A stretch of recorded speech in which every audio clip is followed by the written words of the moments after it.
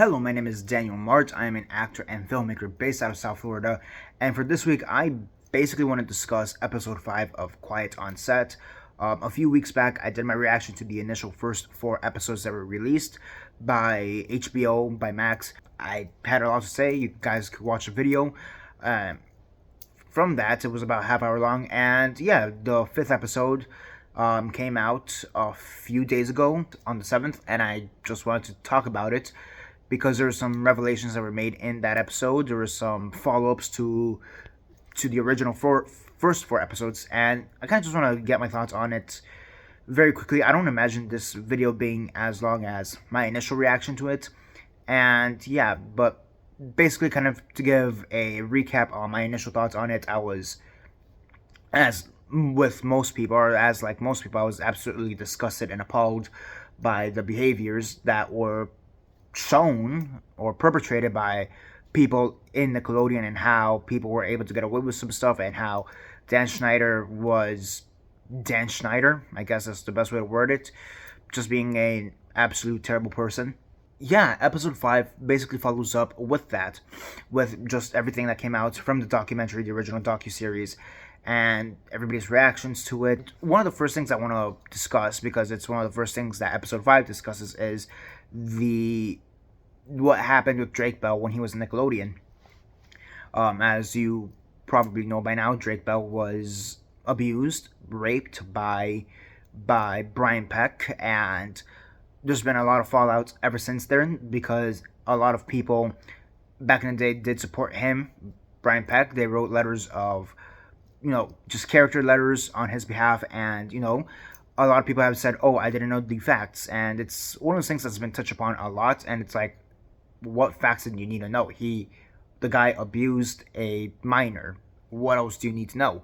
And, like, just the fallout from that alone has been, I hesitate to say amazing, because it's weird to attribute the word amazing to this situation, but yeah, I guess amazing. It's the thing with it is that there were so many people on Brian Peck's side who, again, supported him, and now that the information has come out, or maybe even before this, there's been a lot of people who have, like, oh, if I didn't, had I known all the facts, but again, it's like, what facts did you need to know? He assaulted a minor. What facts you need to know? But I guess the good that came out of it is the fact that some of these people, some, not all, but some of these people have seen the error of their ways, and that's good. The fact that they are healing with Drake Bell.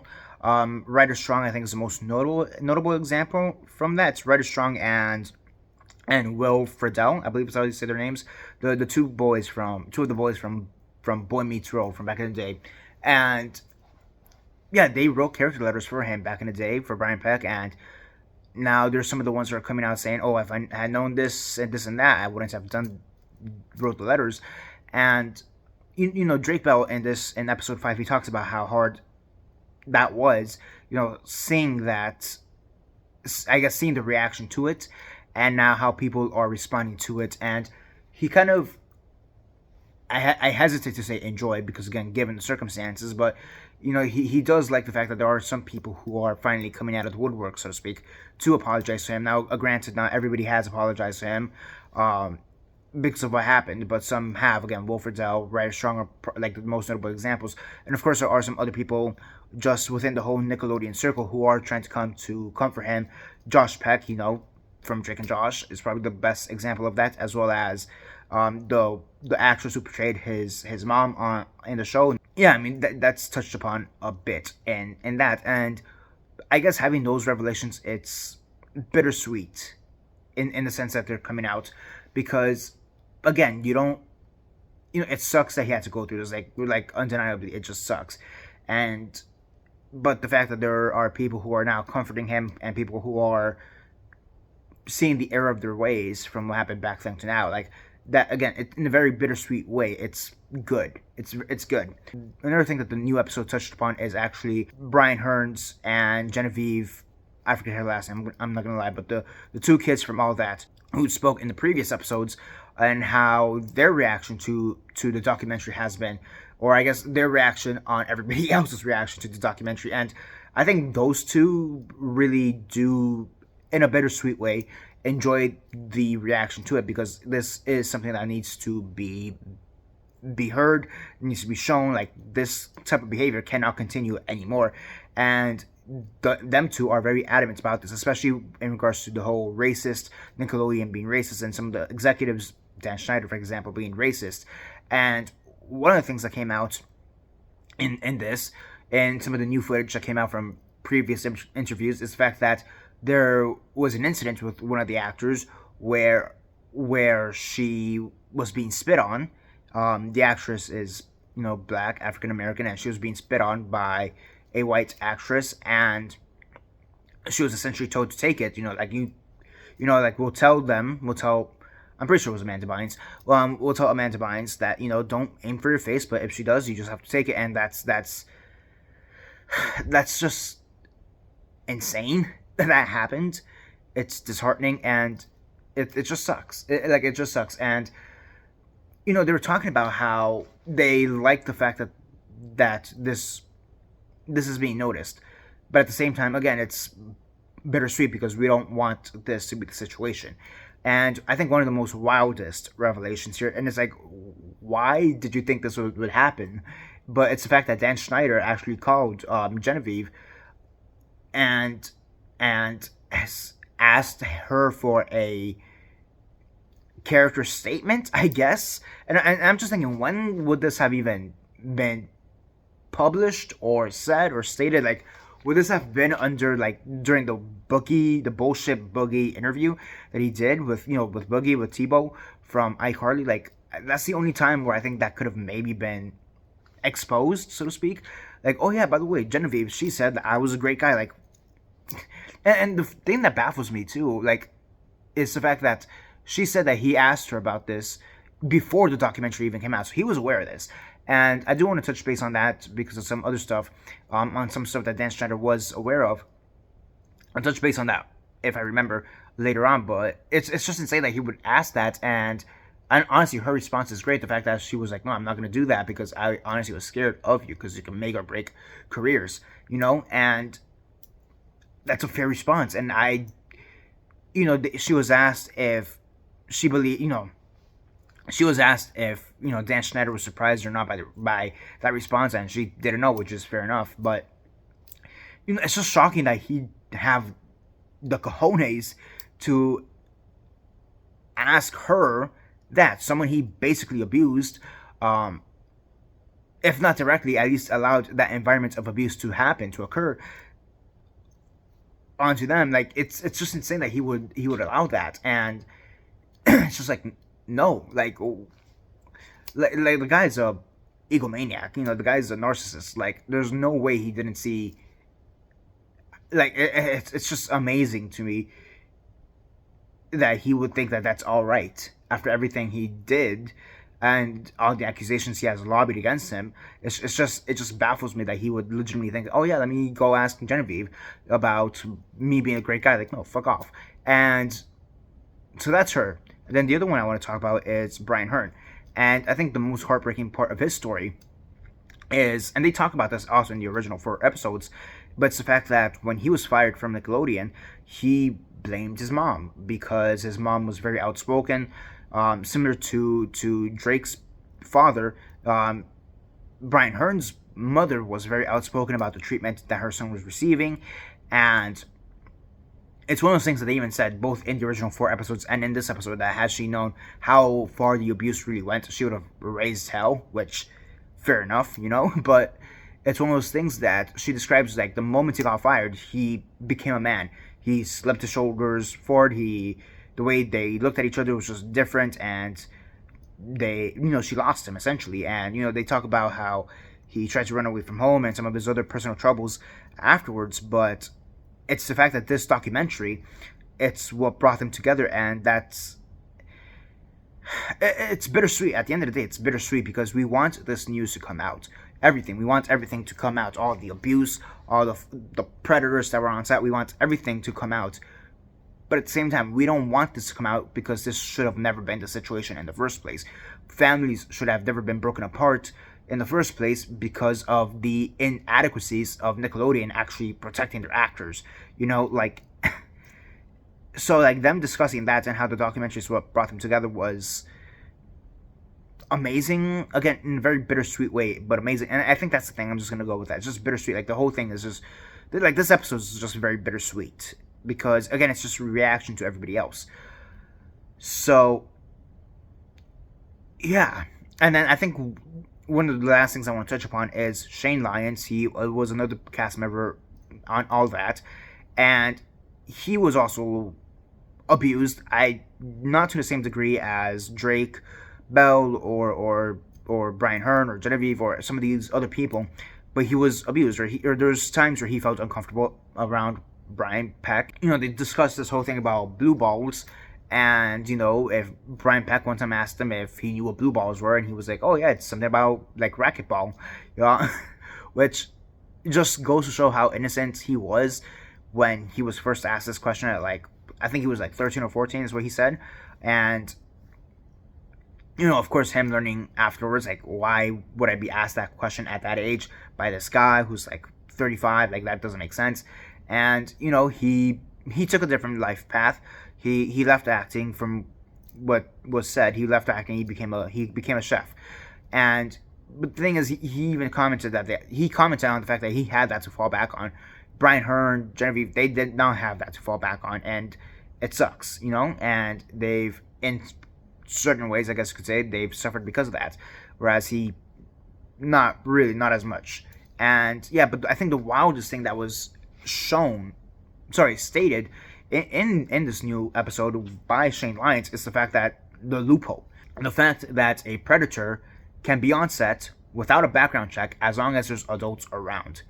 And it's one of those things, when I heard that, I'm like, there's no way. I literally just heard that. I'm like, no, I did not just hear that. So I had to rewind like 50 times essentially to make sure I'm hearing that right. And even though I know I heard it right, there's still no way that's true. Like if that loophole is like for real, like 100% real, like why the fuck is that a loophole? Like that loophole should not be a thing in the first place. The companies, Nickelodeon, Disney, whatever, they should do everything in their power to protect kids. If you have a known predator, why the hell are they on set? I mean, first off, why the hell aren't they in prison? And actually, beyond that, why the hell aren't they in the death penalty? That's to begin with. But realistically, like, you know, like, there's a reason why we do background checks, so that people that we care about, the people that we're working with, we don't trust them and we can protect everybody. And the fact that you have this really absurd, dumbass loophole that says that that somebody on set does not need to have a background check as long as there's other adults on set, that is such a wild thing, because looking at what happened in the past, there were adults on set. And still, these predators were allowed to flourish, and whenever somebody brought up concerns, they were fired. Or, you know, they were said they were crazy, they were being gaslit, they were being manipulated, but at the end of the day, they were taken off set. And the predators were allowed to thrive at the end of the day. Like, the fact that you have this protection for predators it just baffles me, and it's absolutely and utterly disgusting. It is disgusting that is a thing. And I really, there's a part of me that really hopes that what Shane said is bullshit, but like, knowing the industry, it's heartbreaking to know that that's the reality, and it really shouldn't be. And I really do hope that I hope that this brings awareness to the laws, and so that they could change, because that shouldn't be a law. That shouldn't be a loophole. They should close that loophole as soon as they possibly can. That loophole should have been closed 20 years ago, or whatever. You know, like, it makes no sense that is a loophole, and I just do not get it. Past that, because Alexa Nicholas, she has a YouTube channel, especially after Quiet on Set. She's really blown up and trying to speak up against Nickelodeon. She's one of the people who's always spoken up against Nickelodeon because of her treatment on Zoe 101. So she has a YouTube channel, and she's brought to light a lot of different stuff in regards to the aftermath of Quiet Onset, which I do highly recommend you guys watch. She has a video on Jason Handy's niece, and you know, her experience around Jason Handy. For example, she recently did a video which I'm inclined to say that it's about Victorious. She never specifies which show, but based off the context, I'm inclined to say it's Victorious. But it's about how Dan Schneider one time got close to an extra in one of the scenes, and he was like, "Oh, I'm one of your fanboys," because he was holding a fan to try to cool her down. And I'm like, "My guy, that's creepy. Like, what the hell? Like, what the fuck? You know, like." And like she's doing a bunch of great videos in regards to that, and because of the documentary, Matthew Underwood, who portrayed Reese on Zoe 101, he's also come out with his story of abuse, about how he was abused by his agent, and that agent is still thriving in Hollywood. And like, there's been so much in the aftermath of this. I was about to say backlash, but that's not the appropriate word. But there's been so much that's come out after this, in the aftermath of this, and it's. Again, I hesitate to say it's amazing. I mean, the reality of the situation is the fact that it's bittersweet, because it's good that all these stories are coming out, but at the same time, none of these stories should be a thing in the first place if there was actual barriers there to protect the actors, if people actually gave a shit about the actors, especially the minors, you know, and it's. And not just the actors, because of course, even in the original 4 episodes, you had crew members who were abused, like the writers, for example, or the costume heads, or whatever. Like, there needs to be better barriers in order to protect everybody on set. And you know, I think the aftermath of all this, just people really coming to this information, really coming to light. You know, like, yes, some of this came out during Me Too, don't get me wrong, but Me Too was just a very general Hollywood thing. This is in regards to the children's entertainment district of everything, of Hollywood, of entertainment. You know, yes, it's with, and yes, primarily it's with Nickelodeon, but you know, you are seeing it a bit with Disney as well. And you know, I really hope something changes, because this like the revelations in all 5 episodes, it's just disgusting and upsetting and heartbreaking and disheartening. And like, it's like I said in my original video, being a creative, whether you're an actor or a director or a writer, singer, dancer, whatever, being somebody in this industry is a beautiful thing, because we are all able to express ourselves however we want through our art. And the fact that some of our brightest lights, so to speak, people who really want to work in this industry from a very young age, the fact that they're having those thoughts, that imagination being snuffed out of them because of some asshole who wants to prey upon them, because of some bullshit corporation who doesn't give a fuck about them and only cares about the money they're earning. You know, like, that's absolutely disgusting, and that's really, it's just absolutely disgusting. Like, and I still can't fathom it. Like, I honestly can't fathom it. Like, I'll be honest, I've rewatched every single episode already a bunch of times. You know, I've already rewatched episode 5 a handful of times. You know, like, in a weird way, it's a very bingeable show, I guess. But like, at the same time, like, it just baffles me that this has been allowed to go on for so long, and it's still going on, and nobody gives a fuck about it. And there's something that, I forget if it was Brian Hearn or Genevieve who said this, but one of them commented this about Dan Schneider. It's the fact that, oh, why is he reacting now? Why didn't he react when Jeanette McCurdy did her book? You know, why didn't he react when Alexa Nicholas was initially throwing up these allegations? And it's like, yeah, why didn't he? And then something that Alexa Nicholas said in one of her videos really hit me, and it's the fact that he was the only person who was there for Drake Bell. And to a certain degree, and you know, here's the thing, you can't really take away Drake Bell's experience. And even Drake Bell, he admits it, that he can only talk about his experiences, and that his experience with Dan Schneider was great. However, he recognizes and he supports anybody who had a negative experience with Dan Schneider, and he supports their story and wants them to be heard, and of course that's great. The point I'm trying to make is that Alexa Nicholas, she said something very interesting, and that's the fact that why was it only Dan Schneider who knew? And it's one of those things like Dan Schneider always knows, and the fact that he was the only person who was helping Drake Bell through this is a bit suspicious. And I forget if I mentioned it in the last video where I discussed Quiet on Set, but there's a part of me that even if Dan Schneider was trying to help, which to a certain degree he was, but even through his help, I still don't think he did enough. If he truly cared, he would have been there in court with Drake Bell's family, facing Josh Peck. Sorry, Brian Peck, facing Brian Peck, and he wasn't there. Like, there's no evidence of him being there. Drake never says, "Oh, yeah, it was me, my family, and Dan Schneider." No, it was just me and my family. And it's one of those things that even in the help that he gave Drake Bell, I still think he could have done more. Like, why didn't he write a character letter on Drake Bell's behalf? Like, yeah. And another thing that kind of came out of this, again, with Drake Bell, it's the fact that he was on a podcast recently, the Man Enough podcast, and he even talked about how just the healing process after Quiet on Set aired, and all the support he's gotten, and some of the unintended hate towards his family or some of his other friends like Josh Peck or his mom because they didn't know better, essentially.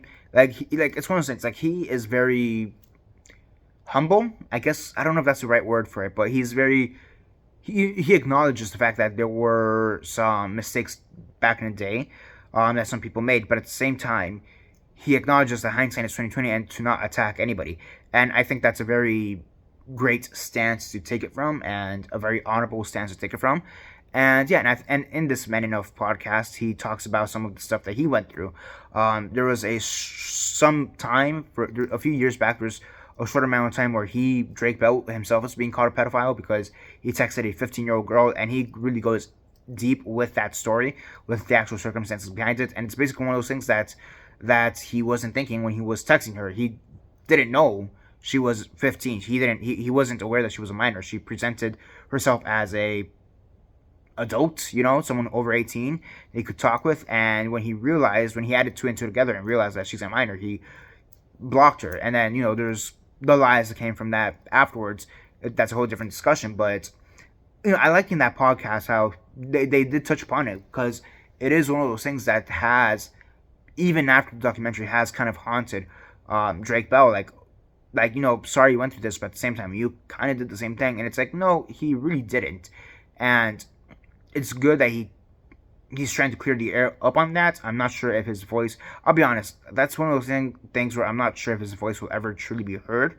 But the more he talks about it, I hope the more the truth prevails and he's no longer being called a pedophile, because at the end of the day, that's not what he did. He made a mistake because he didn't realize that this person he's texting is younger than 18. And I like what he said, that regardless of her age, like even if she was like 20, he really shouldn't have been talking to her because it wasn't right, regardless, whether it be because of the power dynamics or just him mentally not being there at the time or X, Y, and Z. He shouldn't have been talking with her at all.